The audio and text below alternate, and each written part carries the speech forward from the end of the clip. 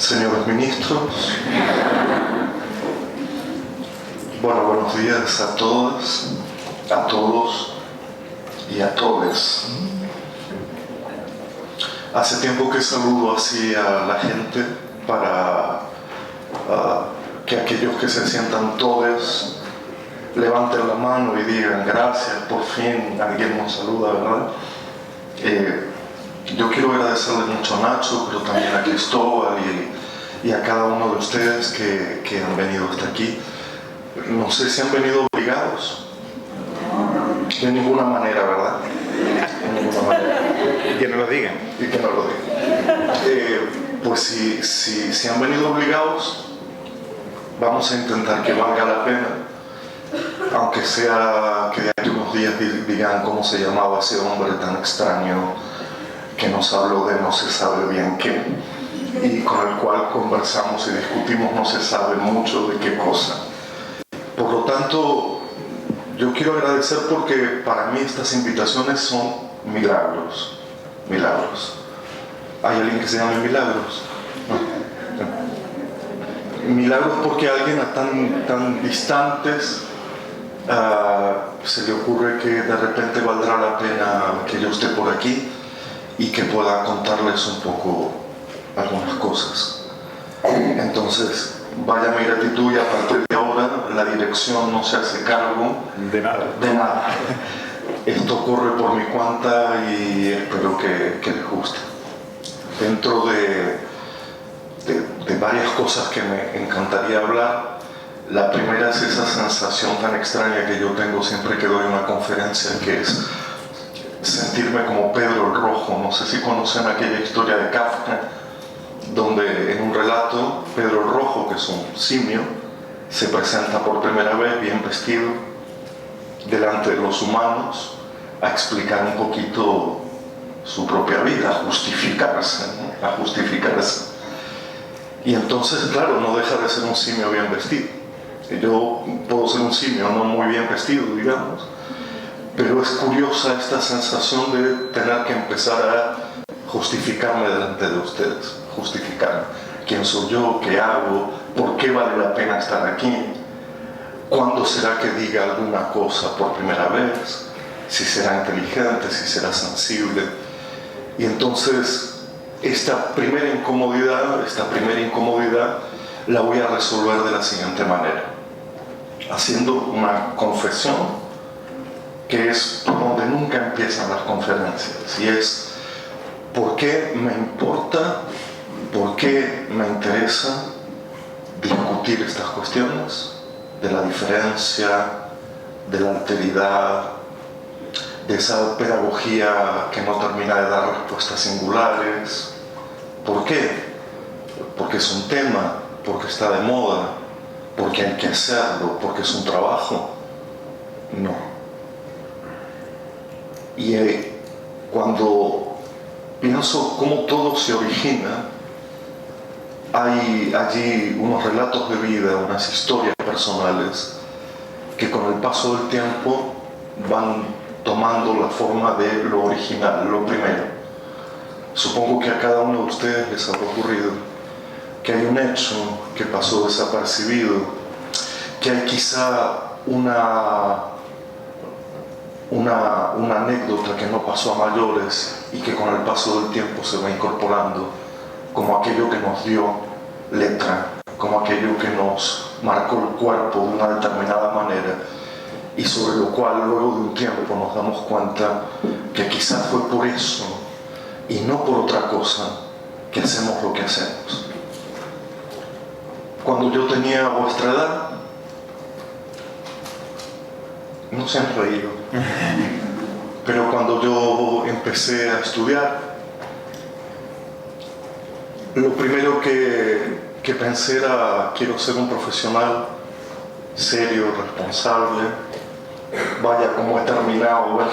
Pero quiero ser de esos profesionales inmaculados que van a salvar gente, porque esa gente me está esperando desesperadamente y ansiosamente hasta que yo me reciba, y al esperarme me dan ese tiempo de formación para que luego enseguida yo les cure y yo les dé esa palabra que no tienen. Mi primera formación fue logopedia, luego hice un doctorado en fonología en el área de lingüística, más tarde me postdoctoré en educación, ahora leo algo de filosofía y me paso la vida escribiendo. De alguna manera soy un mal escritor que desea lectores. Por supuesto, necesita el efecto de lo que escribe en los lectores. Y me he puesto, no porque me vaya a morir, creo, pero hacer esas memorias de los hechos que han interrumpido mi pensamiento. Eso es muy bonito, ya lo sentirán si no lo sienten ahora. Es muy bonito que, dado un pensamiento, dado una formación, dada una lectura, siempre hay alguien que interrumpe, como si nos golpeara la puerta sin pedir permiso, como si entrara a nuestra vida sin que lo hayamos pedido. Y esto que puede parecerles como que uno está hablando del amor, ¿verdad? Porque en el amor alguien toca la puerta sin pedir permiso y alguien entra en nuestra vida sin que hayamos pensado nada al respecto, también tiene que ver con la educación. Soy de los que creen que hay que devolver la educación al campo de los afectos, o si ustedes quieren, al lenguaje de los afectos. Y yo sé que con esta frase más de uno dirá, ha venido hasta aquí para decirnos que hay que educar por amor, ha venido hasta aquí haciendo 12.000 kilómetros para decirnos que lo que importa es el afecto. No era de eso, ni es eso lo que estoy queriendo decir. Ayer, comentándolo con Nacho y con Cristóbal, yo decía claramente, la cuestión no es el amor, la cuestión es un gesto que devuelva la educación al campo de la ética. Y cuando uno dice al campo de la ética, ahí se abren varias posibilidades, varios lugares intangibles, y por donde yo voy a entrar es por un lenguaje de la ética singular. Hay éticas universales, casi religiosas, ¿verdad? Hacer el bien sin mirar a quién. No le hagas al otro lo que no quieras que te hagan a ti. Son esas éticas más religiosas. La ética que voy a proponer aquí, a través de una serie de relatos, es la ética de lo singular. Dar una respuesta a algo, a alguien que nos afecta. Es decir, es una ética responsiva, de respuesta. ¿Saben?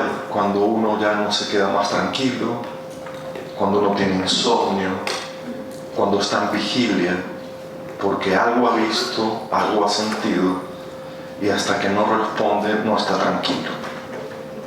Creo que la educación merecería volver al campo de esa ética singular más que a otros campos, otros lenguajes donde hoy está anclada, está amarrada. Déjenme serles sincero. Hoy cualquiera de nosotros tiene disponible varios lenguajes para hablar de la educación, varios lenguajes en los cuales hablamos de la educación, varias formas de conversar sobre lo educativo. Y si hay una pregunta que se me ha instalado hace tiempo y me remuerde, y estoy con ella como musitando, como todo el tiempo pensándola, es ¿en qué lenguaje podemos hablar y conversar entre nosotros sobre lo educativo? ¿Por qué esto me conmueve? ¿Por qué esto me llama la atención? ¿Por qué quisiera que esto valiera la pena? Porque creo que hoy nos asisten lenguajes ajenos que de alguna manera nos enajenan y que no nos permiten hablar desde nosotros, no solo entre nosotros, sino desde nosotros. Cuando uno quiere saber quién habla, quién dice inclusión, quién dice diversidad, ¿Quién dice diferencia? ¿Quién dice identidad? ¿Quién dice multiculturalidad? ¿Quién está detrás? ¿Quién habita en ese lenguaje que dice esas palabras? Para todavía aclararlo más, no sé si ustedes se han preguntado, pero ¿han notado que la formación, esta formación de graduación inicial, es como darles un lenguaje a ustedes que no lo tienen y de alguna manera quitarles el lenguaje que traían? No sé si lo sienten, es como una percepción que permanentemente tengo. Eso que ustedes llaman no sé qué, se llama currículum. A partir de ahora, cállense ustedes y digan la palabra que yo les doy. Como si formar en educación fuera darles un lenguaje ajeno con el cual ustedes no solo deben apropiarse, sino que deben hablar como nosotros. Y entonces estar con alguien se llama didáctica, mirar a alguien a los ojos se llama evaluación. Y de alguna manera uno se pregunta, ¿dónde quedó el lenguaje nuestro? Cuando invito a una muchacha a cenar, no la hago para incluirla en mi vida. Cuando salgo con amigos por el gym, no lo hago para tener una reunión de diversidad. No lo hago por eso. Cuando me encuentro con alguien diferente a mí, no le digo, vaya identidad fragmentaria tienes. Cuando alguien se siente en soledad y quisiera estar dentro de mí, no le digo que yo estoy atendiendo en la diversidad. No le digo eso. Son ejemplos un poco irónicos, ¿verdad? Un poco extremos. Sin embargo, muestran de algún modo aquello que es el lenguaje impostado, el lenguaje del artificio, un lenguaje o un dispositivo técnico que se sobreinstala sobre nuestros lenguajes. Como si de alguna manera quisiéramos recuperar un lenguaje que se nos ha perdido. Y sobre eso les quiero hablar. Dos ejemplos. Hoy tenemos delante nuestro varias opciones de lenguaje, ¿verdad? Varias opciones de lenguaje. La educación tiene un relato técnico muy simple de entender. Me refiero a que todo puede estar puesto en ese lenguaje técnico y simplemente hablar de lo educativo bajo esa figura del lenguaje técnico.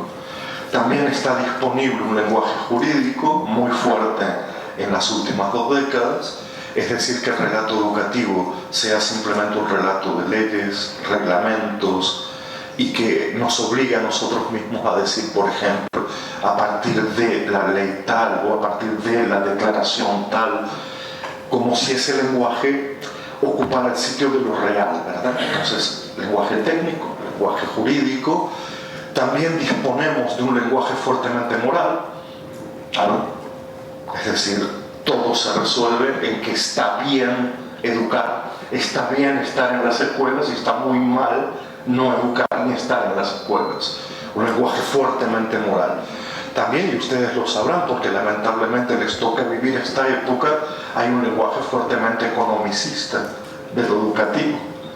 Fíjense el embrollo cuando todo esto se junta y lo que hacemos es venir a estudiar pedagogía y vernos barrados, limitados o hablados por lenguajes técnicos, morales, jurídicos y económicos.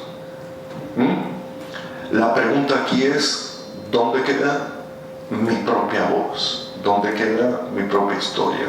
¿Cómo hago yo para hablar desde mí, de lo que me pasa, de lo que quiero, de lo que deseo? Hace poco hicimos un estudio muy torpe, por supuesto, como todos los estudios que queremos hacer son torpes, porque lo real es inaprensible, pero bueno, uno quiere captar lo real de alguna manera, y le preguntamos a los jóvenes que entraban a estudiar pedagogía, ¿por qué? ¿Por qué no estudiaban otra cosa? ¿Por qué no hacían algo más interesante? ¿eh? Y la mayoría contestaba algo muy bonito, que era la palabra deseo. Incluían en ese relato pequeño, bueno, porque deseo enseñar, porque deseo, qué sé yo, contribuir a algo, deseo. Y el deseo tenía que ver con un deseo de enseñar. Luego, a los 2 años, volvíamos a preguntarle, ¿qué tal? ¿Por qué estás aquí? Y era impresionante y decepcionante ver el tipo de relato que hacían a propósito de por qué estaban allí.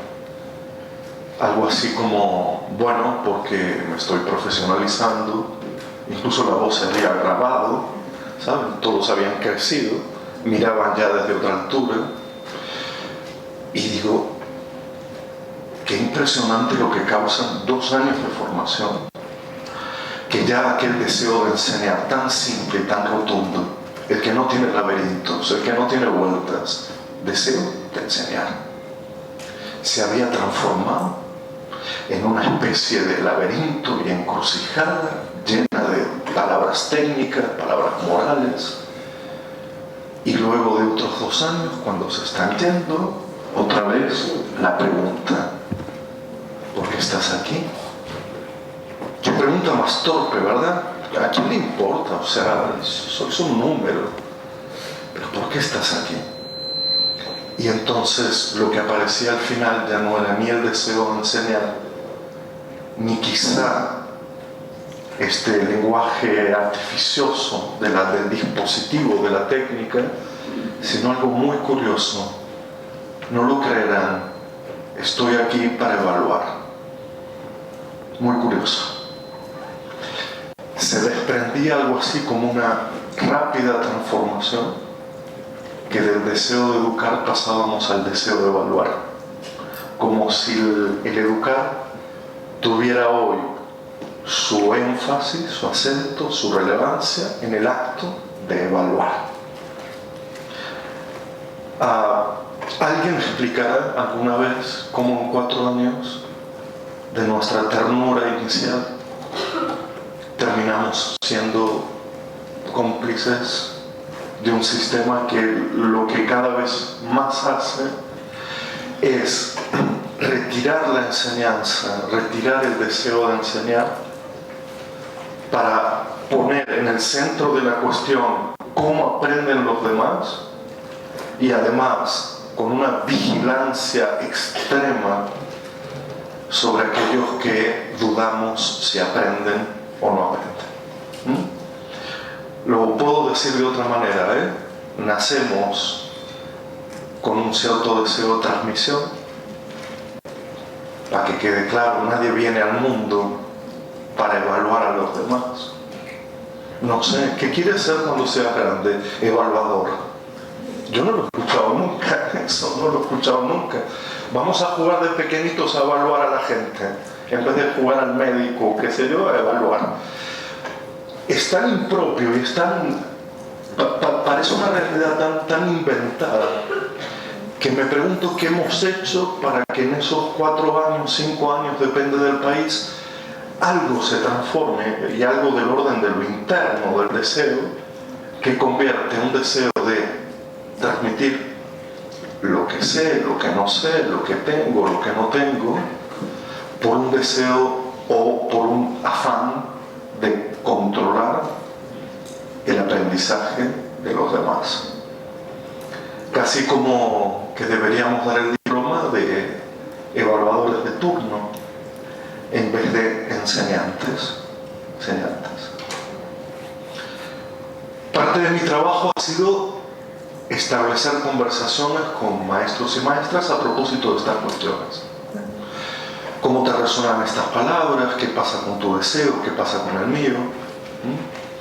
Recuperar un poco esta conversación al interior de las instituciones educativas, allí donde se producen estos sentidos, no fuera, no como investigación ad hoc, sino conversemos, grupos que duran años enteros en un afán de conversar a propósito de lo educativo. Y un ejemplo extremo que les quería dar, incluso hasta con cierta gracia, si quieren. Ha ocurrido hace relativamente poco tiempo cuando en varios países cambia la legislación educativa, es decir, se vuelve una legislación a favor de la integración o de la inclusión. Y no sé si han visto esos materiales, porque son muy curiosos, esos documentos que elaboran los técnicos de la educación. Son materiales sobre los cuales todavía hay que investigar un poco, ¿no? Es un tipo de género literario, a veces de terror, ¿no? A veces de terror. Es un género literario muy curioso. ¿En qué consisten? Si no lo han visto, básicamente todos tienen el mismo formato. Una paginita y media de declárese, una paginita y media de a partir de ahora no somos más excluyentes y somos incluyentes, y 170 páginas finales de un anexo que contiene todas las palabras del vocabulario educativo que deberíamos volver a aprender a pronunciar para estar a la época. Si no lo han visto, les sugiero que lo hagan, porque son fantásticos como material. Es decir, el cambio de legislación, que es un cambio del lenguaje formal, trae como colación, trae al lado ese diccionario que lo que propone es, por favor, aprendan a pronunciar bien las palabras educativas, porque ustedes no las saben pronunciar. Y eso se los dicen a los maestros en ejercicio. A partir de ahora, evaluación no es lo que tú dices que es. A partir de ahora, evaluación es esto que te voy a decir. Muchas veces yo actúo como asesor, o corrijo, o veo, o miro estos materiales. Y hace poco, sin mencionar de dónde, me ha llegado uno muy curioso, con esta pretensión de enseñarles a hablar lo educativo. Porque en la parte del anexo, como si fuera la tesis de Nacho, que es larguísima, y que yo cuando llegué a la bibliografía, la letra A de la bibliografía no cambiaba nunca, eran 5 o 6 páginas y seguían 2 autores con A. Llego a la parte de evaluación y claro, yo creo que todos sabemos lo que es la evaluación, ¿verdad? No sé. ¿O me equivoco?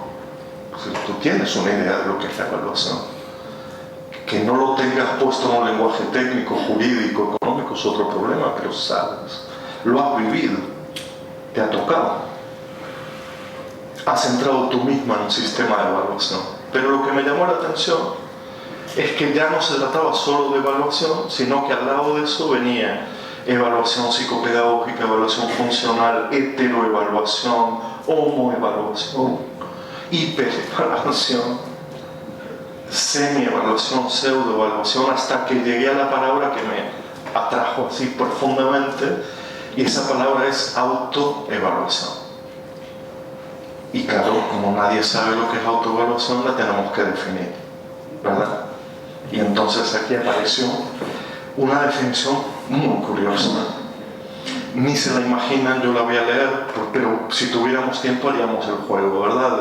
Por favor, definan ustedes lo que es autoevaluación. Hubo uno que me dijo, me miro y no me comprendo. Autoevaluación. Hubo otro que dijo, me miro y prefiero dejar de mirarme. No sé si no fui yo mismo el que dice eso. Y entonces, bueno, cojo el material y por favor acompáñenme en esta pequeña lectura, porque dice así: autoevaluación. Del otro lado, acto en el cual el rol del evaluador y el evaluado coinciden. Está aquí, Nacho, por favor, te necesito de juez. Acto en el cual, esto lo quité del anexo. Doy fe. Da fe, muchas gracias. Podemos reírnos, porque también la universidad es un lugar del disparate. También. Y a veces hay que darnos esta posibilidad de reírnos un poco de nosotros mismos. Autoevaluación. De dos hemos hecho uno, de alguna manera, y entonces a partir de ahora podríamos empezar a decir autodidáctica, auto no sé qué, autopizarra, que en tiempos de crisis no está mal, ¿verdad? Es decir, la oferta. En vez de que venga un evaluador, te autoevalúas. Y de dos hicimos uno, y con eso los presupuestos van a estar mucho mejor, ¿verdad? Podríamos poner de autoevaluadores a todos los jóvenes sin empleo, y ya está, ya está. Lo que quiero decir, fíjense el extremo del ridículo que tocan algunos lenguajes técnicos, jurídicos, que incluso se distribuye por millones. Este material son leídos por los maestros y de alguna manera los maestros deben decir a partir de ahora autoevaluación es esto, es esto. Pero si ustedes me permiten, quiero profundizar, porque de su aparente inocencia se desprende un peligro cada vez mayor, y es que, según esta ley, un sujeto incluido solamente será aquel capaz de autoevaluarse. Es una nueva definición, si ustedes quieren, dentro de todas las que tenemos a disposición en el campo de la inclusión, donde lo que se va a poner aquí en juego es que si el sujeto está realmente incluido, es un sujeto capaz de autoevaluarse. Es decir, de tener conciencia de sí. Y no solo eso, sino además poder narrar. Vaya pedido, ¿no? Vaya pedido. Miren, la nueva ley ofrece un ejemplo de qué preguntas, supongo que en silencio, debe hacerse el sujeto incluido. Y aquí sujeto incluido básicamente es un sujeto con discapacidad, por lo que se termina de ver. Es decir, no hay otra figura de inclusión sino la del sujeto deficiente, que de alguna manera, si se autoevalúa y toma conciencia de sí, deja de ser. Y el milagro se ha operado de algún modo. Y entonces dice cuáles son las preguntas que uno en silencio debe hacerse a sí mismo para certificar que está incluido y que por lo tanto es igual a cualquiera. Y entonces esas preguntas son: la primera, ¿quién soy? Dios, no sé, si yo me hiciera esa pregunta a mí mismo, es una pregunta que yo no sé si vale la pena hacerse. Primero, ¿qué es esto de quién soy? ¿Qué importancia tiene? Bueno, ¿qué importancia tiene? ¿Y por qué quién soy sería sinónimo de inclusión? ¿Por qué la respuesta al quién soy, en una identidad clara, nítida, bien narrada, justamente lo que la discapacidad no deja, porque está atacada permanentemente por todos los flancos, es cómo es posible que alguien se imagine que para estar incluido debo autoevaluarme y que esa autoevaluación consista en preguntarme quién soy? Otra vez todo está centrado en el sujeto otro, el sujeto siempre objeto de sospecha, de duda de su humanidad, que debe revelarnos quién es para de algún modo conferirle el carácter de sujeto. Y termino esta parte diciendo: ¿cuál es mi ser físico, psicológico y espiritual? ¿Cuál es mi medio y mi entorno? ¿Quién quiero ser? ¿Qué actividades facilitan el logro de mis objetivos? ¿Qué practico? ¿Cómo me entretengo? ¿Cómo crezco? Y entonces yo pensé, claro, esto es una muestra de lo que no sabemos y que le pedimos al otro que por favor nos lo diga de una vez. Miren qué simple es la fórmula. Como no podemos ya evaluarlo porque no tenemos idea, porque claro, la diferencia juega un papel en este extrañamiento de la observación, de la conversación, lo que ocurre es que el otro debe revelarnos cómo crece, cómo se entretiene, qué actividades le hace bien, cómo estar integrado. Es decir, es una autoevaluación con proyección didáctica, que es lo que todos quisiéramos, ¿verdad? Es lo que todos quisiéramos. Cuando trabajamos con la diferencia, la primera mirada que establecemos, y vaya aquí mi posición más nítida, más clara, es una posición de igualdad. La primera mirada que echamos en este territorio, donde todo es diferencia, es la idea de igualdad. ¿Puedo hacer un paréntesis? La idea de igualdad también puede ser jurídica, técnica, económica, política, ya lo sabemos. ¿Saben de qué idea de igualdad hablo yo? ¿De qué idea primera de igualdad estoy hablando? De mirarnos y reconocernos como iguales en un gesto tan inicial como sencillo. Te miro y te reconozco como igual. No la promesa de igualdad, no la utopía de igualdad que demora décadas y décadas y décadas y mientras tanto va creando más y más desigualdad. Si no hay igualdad primera, si no hay igualdad desde un inicio, si no nos reconocemos en lo nuevo como iguales, la igualdad es solo una abstracción. Por lo tanto, frente a este primer panorama que establezco y frente a esta primera idea del lenguaje de la ética, lo que recupero de aquí es: educar es un gesto inicial de igualdad. Educar es un gesto inicial de igualdad. Somos igualadores. Estudiamos para enseñarles a todos aquellos que pasan por delante nuestro. No podemos enseñar con excepciones. Es como si yo te dijera: esto que tengo aquí para decir, se lo digo a todos. No se trata apenas de decírselo a algunos y a otros de otra manera, y a otros de otra manera, o a otros menos, o a otros más, sino que el primer gesto, incluso cuando entro a este lugar y los veo y alguien me mira, lo primero que pienso es: somos iguales. Te reconozco como par. Y en esto es donde debemos comenzar nuestro gesto educativo.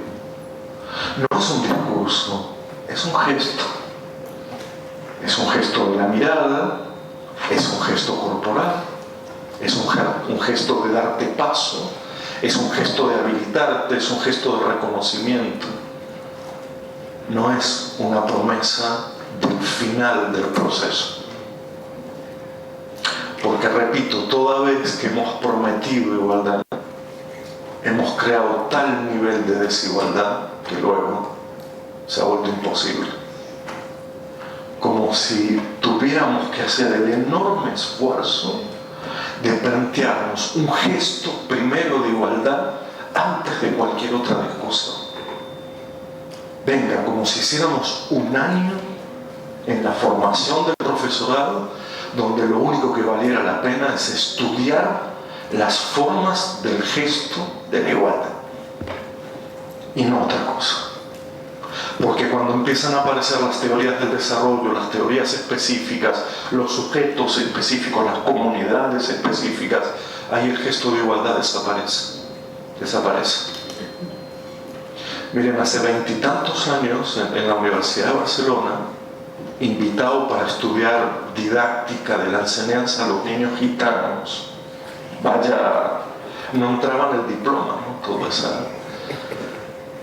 Yo lo que recibía era: los gitanos son mentirosos, fabuladores, cuidado, no aprenden, todo este conjunto de saberes sin sabor ninguno. Y cuando uno, después de 3, 4 años, fue a trabajar con ellos, se da cuenta que hay que empezar todo de nuevo. Y hay que empezar ¿cómo? Considerándote un igual. Es que es casi el gesto por el cual yo contrataría a un profesor. Si yo ahora tuviera que elegir de aquí, me llevo 10 personas para trabajar conmigo, quiero la gente que tenga ese gesto de igualdad. El que no quiera, claro, puede poner cara de desigualdad, ¿eh? Pero lo que buscaría es ese claro en la mirada, ese mirar con buenos ojos, que yo considero, lo estás haciendo muy bien, que yo considero casi el puntapié inicial para pensar la educación. ¿Saben dónde encontré esto? Por si lo tengo que formular incluso más teóricamente. Filósofo llamado Emmanuel Levinas, padre de la ética occidental contemporánea, dijo: la ética es una óptica. Parece un trabalenguas, parece un juego de palabras, sin embargo lo es todo. La ética es una óptica. Las formas de mirar determinan las formas de relación. Aprender a mirar es aprender una cierta forma de ética. Dos frases de esas que después podemos colgar en nuestros cuartos. Había un matemático pequeñito con una joroba muy grande detrás, que allá en el año siglo XVIII, cada vez que salía de su casa, todo el mundo lo miraba, lo señalaba, apuntaba por su joroba, y el hombre cada vez se encogía más, ¿no? Cada vez la joroba le parecía más grande. Ese hombre se llama Lichtenberg. Todavía sus teoremas no están resueltos. George Lichtenberg dijo: allí donde el ojo ve borrosamente, ya lo sabes, allí donde el ojo ve borrosamente, ya hay una especie de muerte. Allí donde el ojo ve borrosamente, ya hay una especie de muerte. Lo traduzco: matar al otro con la mirada. No es la indiferencia, es algo más grave todavía. Cuando trabajamos con testimonios, y me da un poco de vergüenza decirlo delante de Nacho, con testimonios de personas que han sido mal vistas, mal miradas, lo único que quisieran es ser vistas con buenos ojos. Lo único que hubieran querido es que alguien los mirara bien, con ojos limpios.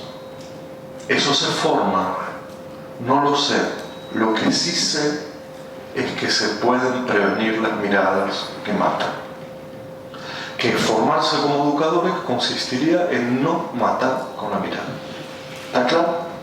Es decir, hay que hacer un ejercicio riguroso, sostenido, de no ser asesinos con la mirada.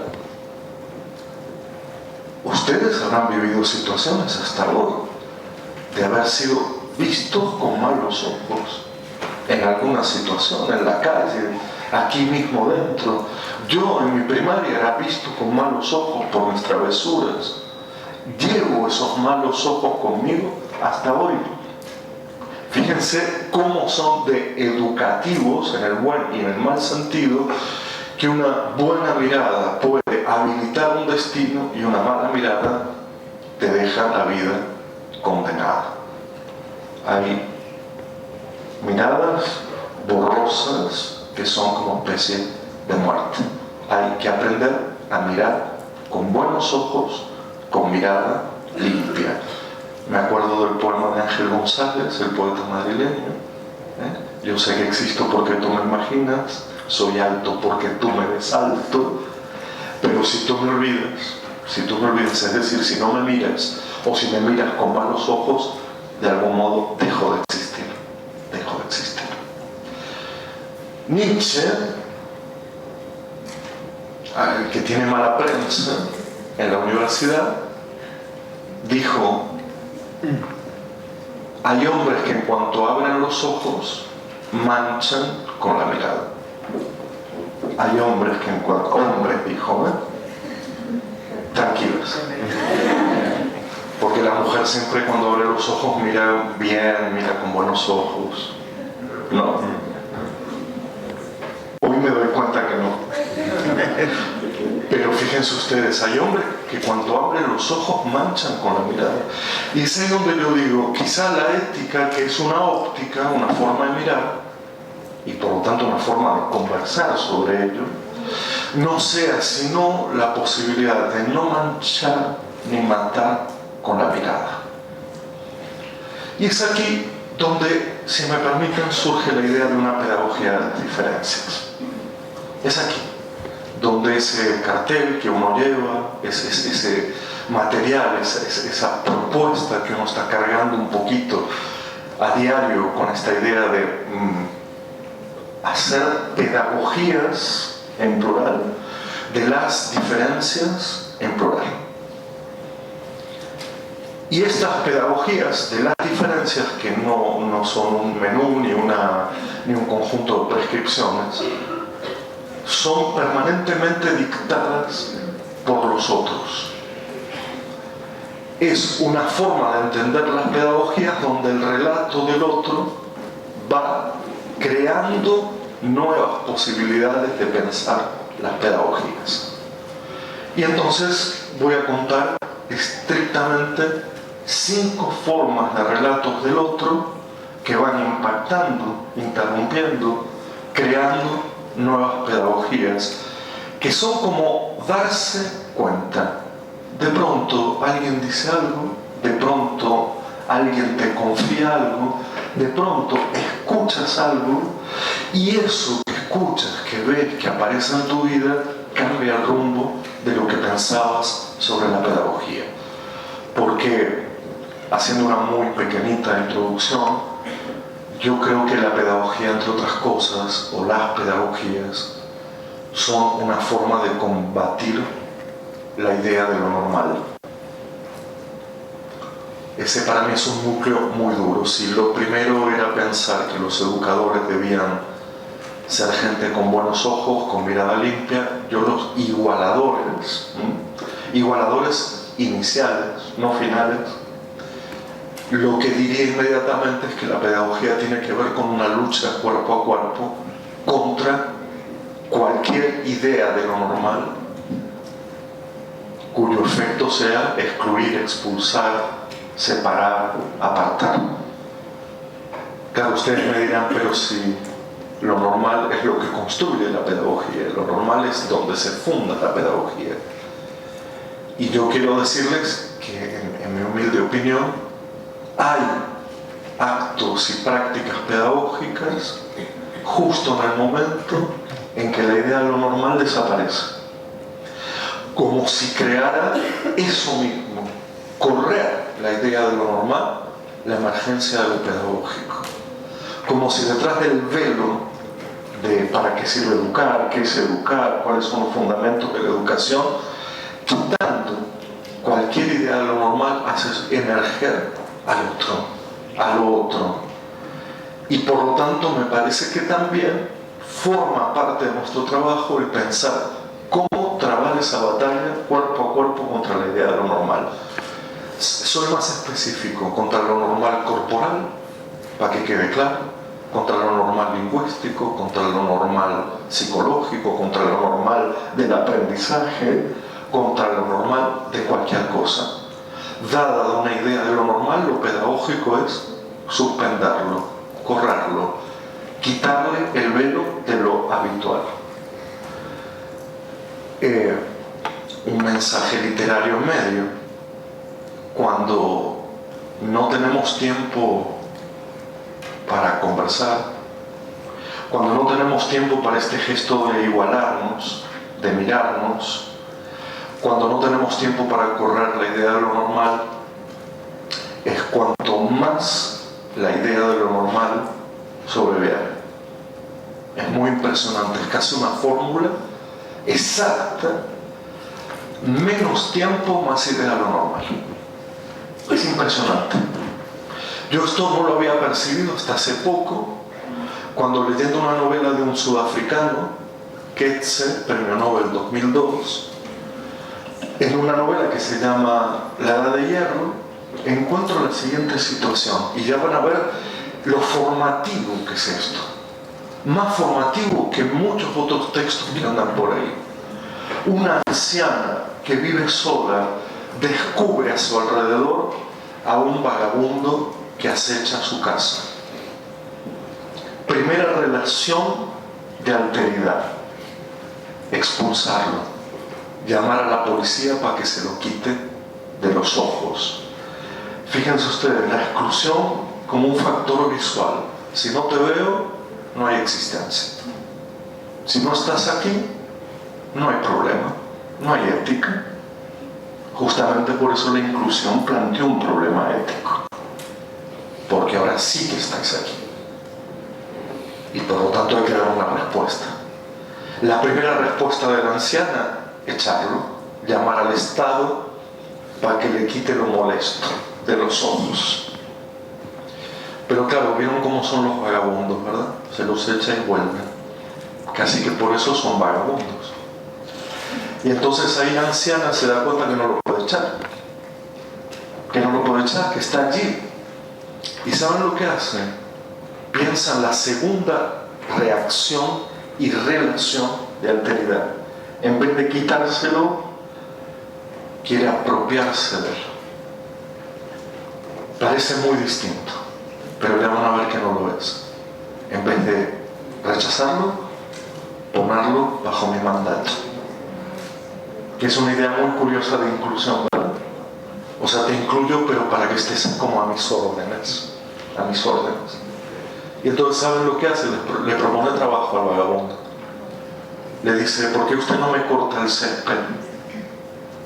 Y yo le doy 2 centavos a cambio y deja de ser vagabundo. Y él le dice: ¿para qué le voy a cortar el césped si va a volver a crecer? Sería como estafarla, ¿verdad? Sería como estafarla. No me haga hacer cosas inútiles solo para que usted esté tranquilo. ¿Se entiende? Porque esto tiene como una resonancia pedagógica muy fuerte, tener a los niñitos haciendo cualquier cosa con tal de tenerlos aquí. No, tiene que tener sentido para el otro, no para uno. Y entonces la vieja se da cuenta, perdón por la palabra, la anciana se da cuenta y le dice: bueno, ¿por qué no me ordena usted los trastos viejos? Y él le dice: ¿para qué si son trastos viejos? Es decir, no me haga usted como en los talleres que había en una época lleno de sujetos con deficiencia mental haciendo nada solo para salvar nuestras almas, solo para que estén bajo nuestra protección. Eso no tiene sentido pedagógico. Y ahí la anciana se da cuenta que relacionarse con el otro no es ni exclusión ni inclusión, es conversación. Si no converso, no hay pedagogía. Si no hay conversación, no hay educación. Si yo no puedo conversar con el otro, no puedo estar montando lenguajes técnicos, jurídicos, morales, economicistas, porque eso es una educación sin el otro. Sin el otro. Cuando el otro está, cuando el otro es presencia, pero también es existencia, de lo que se trata es de establecer una conversación. Y esa conversación, dice este personaje de la novela, cuando ya se está por morir y se da cuenta que el único que tiene es al vagabundo cerca, dice: qué pena no tener tiempo para conversar.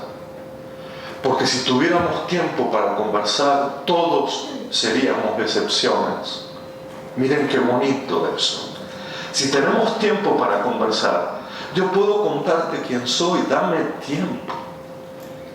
Déjame contarte quién soy, qué quiero, como pueda, pero déjame, dame tiempo y no evalúame. Dame tiempo, porque si no hay tiempo, hay la necesidad de lo normal. Vaya pasaje literario. Si no tenemos tiempo, te tengo que juzgar. Yo a ti. Pero si tenemos tiempo, conversemos. Y por lo tanto descubriré quién eres, cómo eres, qué quieres, qué te pasa. Y es entonces aquí donde vienen estos relatos de alteridad. Y ya para que se queden más tranquilos con estos relatos, ya voy a ir terminando. Pero son 4 relatos y necesitamos necesitan un poquito de tiempo, o tal vez 5, si ustedes disponen de más tiempo.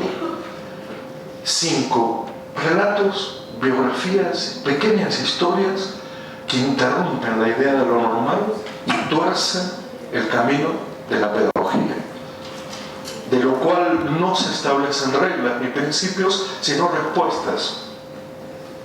Otra vez, la pedagogía como una ética de la respuesta. Y la primera se las leeré, es la única que voy a leer, porque me pasó a mí y necesito leerla, y fue como el principio mío del fin, el momento en el cual me sentí el hombre más inútil. Gracias a tener esta pequeña historia es que me pude dedicar luego a otras cosas y a entender la pedagogía como una forma de escucha, como una forma de estar atento al otro, no atento a la normalidad, atento al otro. Y entonces la historia es muy breve y dice así. La madre se sienta enfrente de mí, del otro lado de un largo escritorio. Somos muy jóvenes los dos, y sin embargo nos han tocado sitios tan opuestos, tan otros, que no podemos vernos como somos. Ella es la madre de un niño con problemas. Está inquieta, llena de dolor en el cuerpo. Yo soy un profesional, temeroso de mostrar mis manos, lleno de palabras difíciles. Y le digo a la madre, necesitaría que conteste algunas preguntas, en un tono ceremonial, que no proviene de mi garganta, sino de un sitio más lejano, quizás de un desierto. Ella asiente porque está allí para eso, para sentarse y asentir. La simetría de voces se hace cada vez más profunda. ¿A qué edad comenzó a hablar su hijo? ¿En qué momento caminó? ¿Cómo reacciona cuando alguien le habla? ¿Cómo es su juego? ¿Reconoce estructuras gramaticales complejas?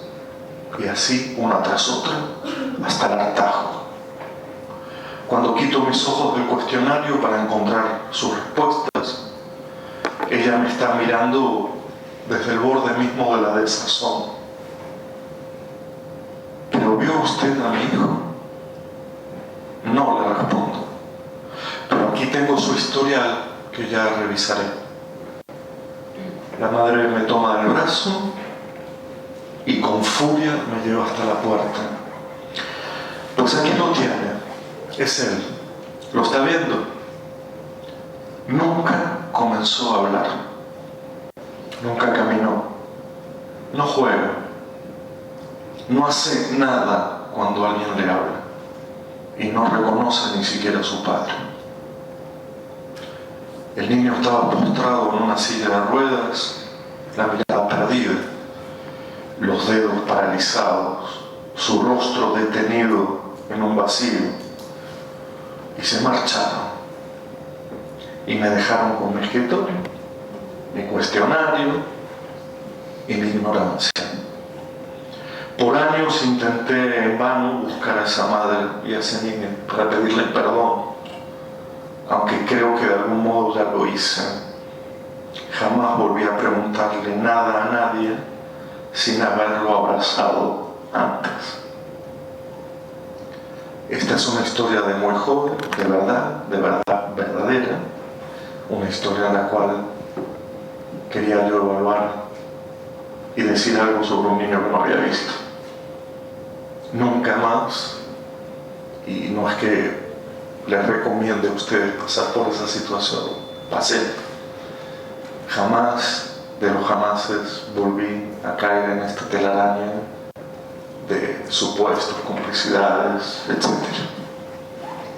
Y ahora los relatos de otros son muy breves, son esas frases nada imponentes, pero que cada una va tallando una forma de entender la pedagogía como quizás antes no lo habíamos pensado. Primero, una madre, otra, durante 2 meses asiste a las reuniones de los profesionales a propósito de cuál iba a ser la institución mejor para su hijo. Mientras tanto, su hijo estaba en el limbo. 2 meses los profesionales debatiendo acerca de cuál sería el mejor lugar para su hijo. Luego de 2 meses, la señora, que había tenido una enorme paciencia, una enorme tolerancia desmedida, para la reunión, la interrumpe y casi a los gritos dice lo siguiente: ¿por qué no se ponen de acuerdo de una vez si mi hijo es igual o diferente? Porque, claro, da la impresión que hasta que no nos pongamos de acuerdo, los profesionales, los colegas, los equipos, estos niños y estas niñas deben pasar años en el vacío, meses en el vacío.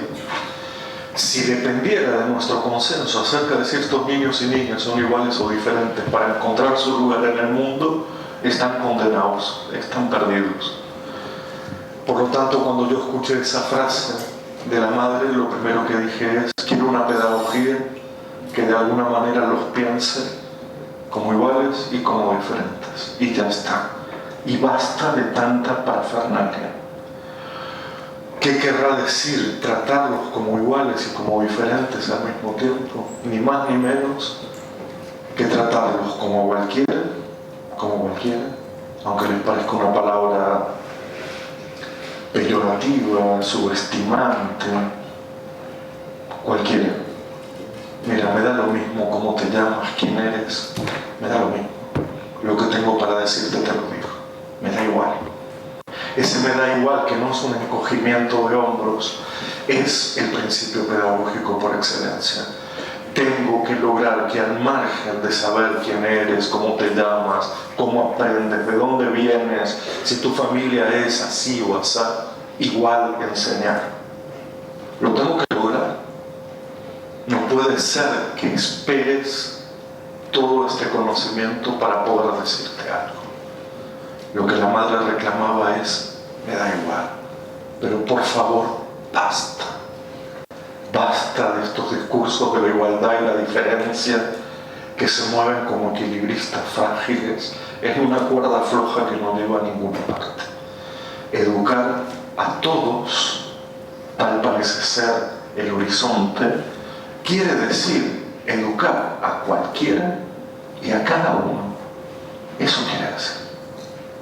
Déjamelo decir de este otro modo: en nosotros, en todos, hay una porción de cualquieridad y una porción de cada unicidad. Horrible para anotar, ¿verdad? No lo anoten, pero de alguna manera recuérdenlo. Somos cualquiera y somos cada uno, todos nosotros. Y educar es el arte frágil, el arte misterioso de saber en qué momento eres cualquiera y en qué momento eres cada uno. Como si hubiera momentos en los cuales te hablo como si fueras cualquier otro, me da igual. Pero ya sé que eso que digo, eso que transmito, eso que enseño, tiene efectos singulares en cada uno. Y en esos efectos está lo singular. ¿Me entienden? Para que todavía quede más claro, la educación especial fue un territorio de una especificidad tan brutal que no dejó a estos sujetos ser como otros. Tan brutal. Pero la educación común muchas veces es tan cualquiera que no aparece la singularidad en ninguno. Por lo tanto, ahí está el arte tan frágil que la inclusión podría prometer de alguna manera, que es cómo yo en el mismo sujeto produzco cualquieridad y produzco especificidad o singularidad. Y sobre esto son los otros 3 relatos, o 2.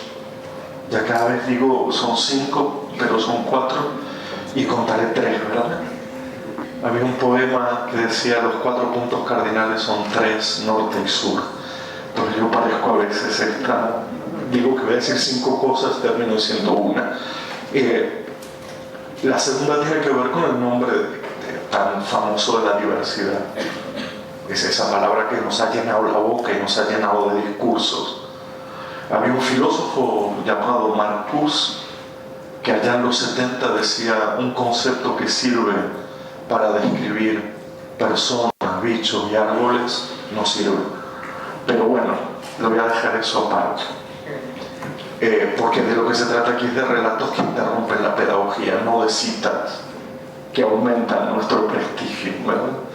Y entonces miren qué bonito, estábamos en la Feria del Libro de Buenos Aires hace 4 años, jornadas de diversidad, todos los especialistas de diversidad, un zoológico verdaderamente, exponiendo durante 3 días a 1000 personas, sobre todo maestros, todo lo nuevo sobre diversidad, como si fuéramos gerentes de diversidad, ¿verdad?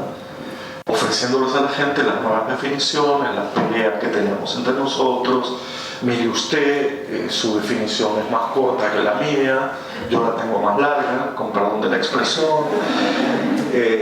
Bueno, eso lo dijo Serrat, ¿no? Que a veces los hombres se juntan para ver quién la tiene más larga. Y es verdad, perdonen que sé que está siendo filmado, pero es verdad que a veces ciertas discusiones sobre estos términos son discusiones para ver quién la tiene más larga, la definición, quiero decir. Y a mí me parece de una torpeza increíble. Dice, mire usted, yo tengo una definición que tiene más elementos. Hay alguien que contó que hay 275 definiciones de inclusión en vigencia. O sea, la inclusión es, 2 puntos, la inclusión es, después viene otro y dice, no, pero la inclusión es. Yo no sé si eso es conversar sobre lo educativo. Aprovecho para esta publicidad. Yo no trabajo con el es esencial, con la inclusión es, la pedagogía es, la diferencia es. Yo trabajo con otro término que es el hay, con H, lo aclaro para que es lo que hay en eso que llamamos de diversidad, lo que hay en aquello que llamamos de inclusión, lo que hay quiere decir el carácter descriptivo, narrativo, y no tanto el carácter esencialista. Entonces yo no entro en el debate de qué es la inclusión, y perdonen si ustedes quieren eso, sino qué hay al interior de eso que llamamos inclusión. Me parece que esa es una conversación pedagógica posible. Pues bien, para no extenderme tanto, luego de 3 días de intensa discusión, llegó ese momento terrible donde se le dice al público, 1000 personas, si quieren preguntar. Y imagínense ustedes, 873 levantaron la mano. Y estábamos todos los panelistas, especialistas, esos que sabemos todo, de este lado. Y entonces luego de arduas discusiones se levanta una maestra de allí al fondo, muy pequeñita, con una voz muy aguda, y dice que la jornada que ha servido para mucho, que ahora entendía realmente todo, y que ella lo que le quedaba como pregunta era qué hacía con los 4 diversos que tenía en su clase. Sí. Sí, que en realidad después de tantos días de no sé qué y de tantas definiciones cuidadosas y de poner PowerPoint y yo puse Power Rangers y tal, me dice, Carlos pregunta, ¿yo qué hago con mis 4 diversos? Y yo, ¿cómo 4 diversos? ¿Cómo puede ser que después de 3 días de haberte dicho todo lo que tenías que saber me vengas con estos los 4 diversos? Y digo, ¿quiénes son los 4 diversos? Dice, son los 4 que se me escapan al patio y que yo no los puedo traer en casa. Y le digo, ¿y el resto no son diversos? No, porque se quedan quietos. Nunca se me han escapado. Claro, uno puede ironizar y puede decir, pero qué bruta eres y todo eso. Sin embargo, yo dije, que ahí está la cosa. No es lo que yo diga sobre la diversidad, sino aquello que hay de la diversidad al interior de las prácticas educativas. Saben que del latín diversidad quiere decir los que se apartan del camino y deben ser reconducidos. Por lo tanto, esta maestra tenía la definición latina precisa de diversidad. No había nada para objetarle. Tercer relato, y ya voy al cuarto, muy pequeñito, una mujer anciana, loca, pero loca de verdad, de esas que no te da respiro. No es que tenga momentos que sí, momentos que no, sino totalmente loca. Toda su vida por mi barrio recogiendo basura. Recogiendo. Revolviendo basura. Un buen día llega un gobierno nuevo de la ciudad de Buenos Aires, le pone un chaleco amarillo y pone programa de reciclaje no sé cuánto, incluida.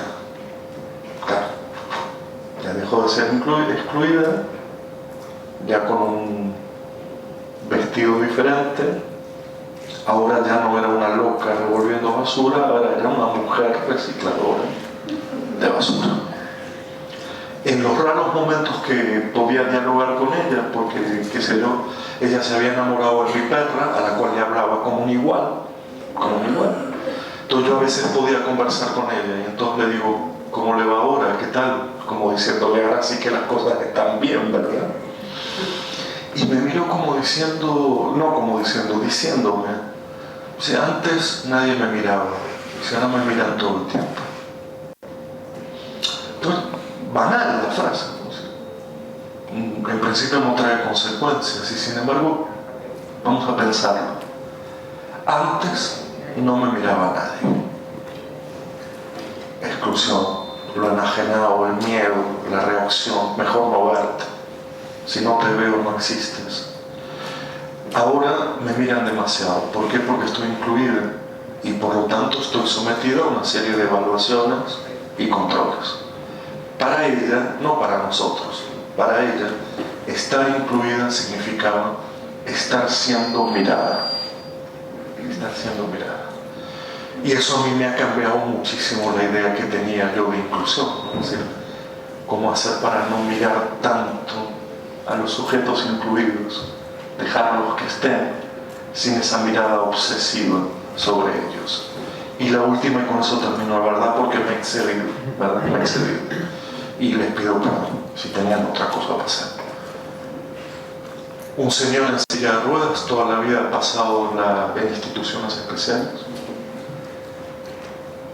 Y en una conversación, a propósito de nada, una conversación, le pregunto, ¿cómo te han tratado? ¿Y cómo te hubiera gustado ser tratado? Es una pregunta un poco que yo no sé si el investigador la hace. Bueno, tal vez tú sí, ¿no? Un poquito eso de preguntar qué tal, cómo estás. Una pregunta que no es investigativa, pero de verdad que es interesante. ¿Qué tal, cómo estás? ¿Cómo te han tratado? Y me dice, me hubiera gustado que no me miraran de esa manera todo el tiempo. Me hubiera gustado que me miraran como a cualquiera. Como a cualquiera. Y esto que cierra un poco los relatos, esta idea de mirar al otro como cualquiera, con un gesto de igualdad, para de alguna manera establecer una conversación a propósito de lo que hay en la pedagogía, es quizá mi respuesta a todas las preguntas iniciales que planteé como inicio de este encuentro. Por mi parte, llego hasta aquí, deseando que haya valido la pena, y en fin, y he pedido por favor de, si vamos a preguntar, ya saben que son los 4 diversos, ¿no? Pero con gusto, si hay tiempo y si hay vocación, podemos conversar un poco más, y les agradezco muchísimo el silencio y la atención que me han prestado. Ya se las devuelvo.